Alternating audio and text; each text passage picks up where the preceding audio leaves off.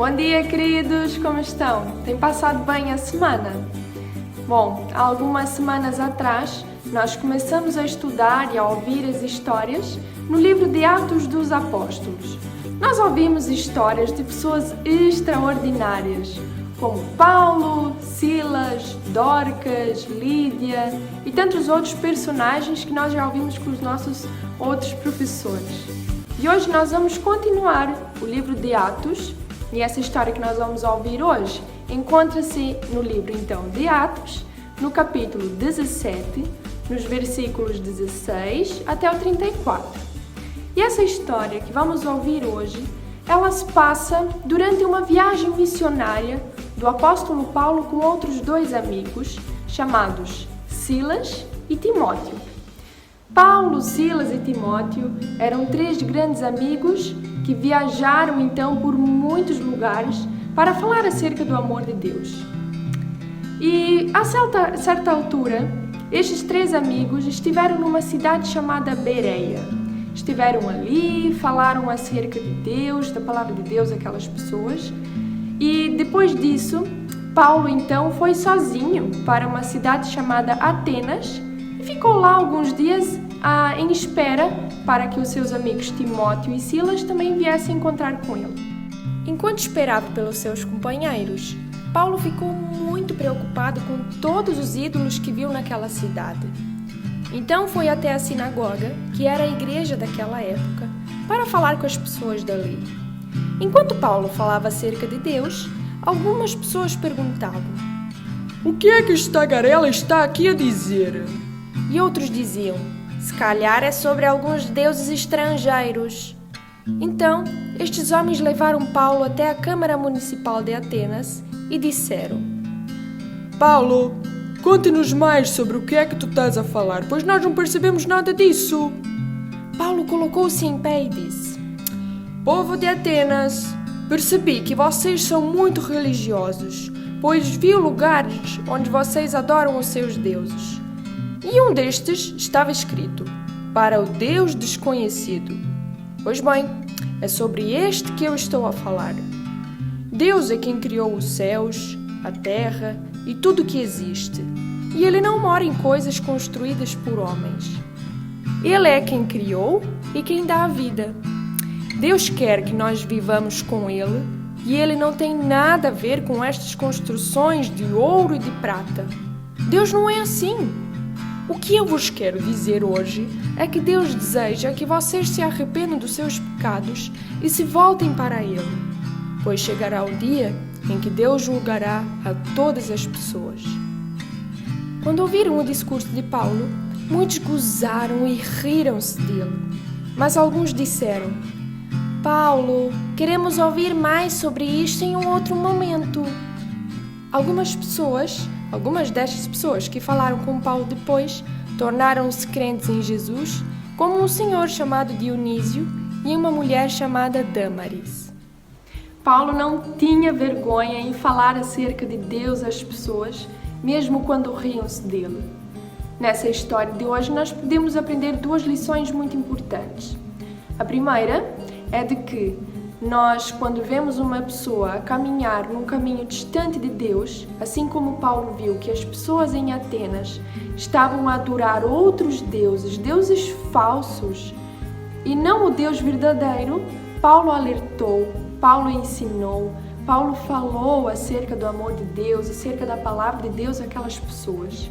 Isso nós também devemos fazer quando vemos algo de errado. Nós devemos alertar, devemos falar acerca do amor de Deus, acerca de quem Deus é, para que as pessoas percebam, porque muitas vezes elas podem nunca ter ouvido acerca de quem Deus é, e nós podemos ser então um instrumento usado por Deus para falar àquelas pessoas, assim como foi Paulo. Mas nós também não devemos ter medo de que as pessoas vão rir-se de nós, vão gozar ou não vão dar ouvidos ao que estamos a dizer, mas sim devemos ter a certeza de que a semente foi lançada no coração daquelas pessoas.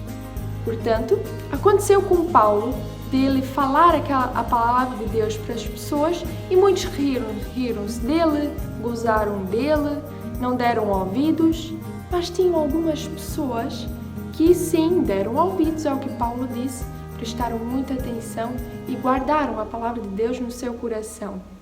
E isto é muito importante.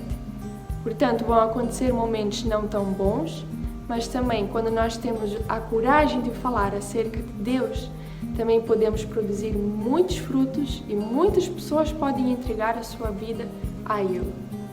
E a segunda coisa que nós podemos aprender é de que só existe um Deus verdadeiro. E este Deus verdadeiro, ele não é construído por mãos humanas. Não é feito de barro, não é feito de ouro, não é feito de prata, não é feito com material algum. Deus decidiu não habitar nestas coisas, em coisas construídas por nós. Deus não habita em igrejas, não habita em casas. Deus habita aqui, habita no nosso coração, que Ele mesmo criou. Deus nos criou, nos deu a vida e Ele resolveu habitar no nosso coração. Portanto, nós não podemos adorar imagens, não podemos adorar estátuas, porque na realidade isto não tem poder algum, isto não é quem Deus é. Deus, na realidade, habita dentro de nós quando nós passamos a crer nele, de todo o nosso coração.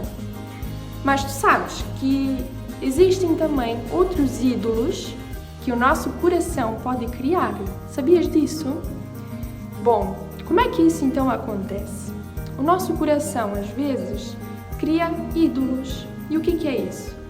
Por vezes, nós trocamos o lugar de Deus por coisas que não são tão importantes. Por exemplo, quando eu gosto mais de passar o meu tempo no meu telemóvel a falar com os meus amigos ou a jogar algum jogo que eu gosto muito e deixo de passar um tempo com Deus, de orar, de ler a Bíblia, provavelmente o meu telemóvel vai tornar-se um ídolo do meu coração.